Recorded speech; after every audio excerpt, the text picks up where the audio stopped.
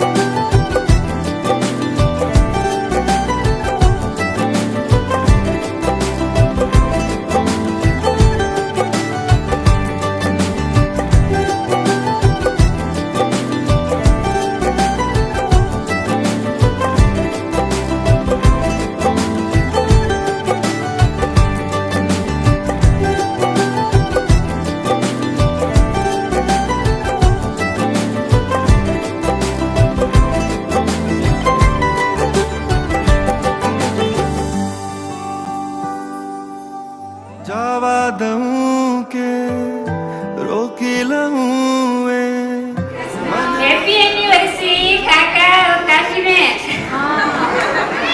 બા અને દાદાના 50 વર્ષ જે એમને એકબીજા સાથે જ નહીં પૂરા પરિવાર સાથે વિતાવ્યા છે. એમને એમના લગ્નથી લઈને અમારા લગ્ન સુધીના બધી જ ક્ષણો તે એકબીજા સાથે વિતાવી છે. એમ તો અમે ખરેખર નસીબવાળા કહેવાઈએ. બાની ઈચ્છા હતી કે કથા કરાવી કા હવન કરાવી, પણ એવો વેગ પડે એવું નતું. એટલે બાનું મૂડ નતું કે મને આ કરાવવું એમ તમે નથી કરાવતા. મને એમ થતું હતું આ શું કરશું, ને પછી ઉપર ચડ્યા આ બધા જોયા તો એટલો મને આનંદ થયો કે ઓહો, મારા દીકરાને વહુએ, અમારા પરિવારે, અમારા સોસાયટી વાળા, અમારા ભાઈ ને ભાભી ને બધાય આવી ગયા. એટલે જોઈને જ મને એટલો આનંદ થયો કે આંખ ભરાઈ આવી મારી. ભૂલેલા કિસ્સાઓમાં મને મળજે, ફાટેલા ખિસ્સામાંથી મને મળજે. વાદળની પાર તું થઈને સવાર તું આવી કદી મને મળજે. ભૂલેલા કિસ્સાઓમાં મને મળજે, ફાટેલા કિસ્સામાં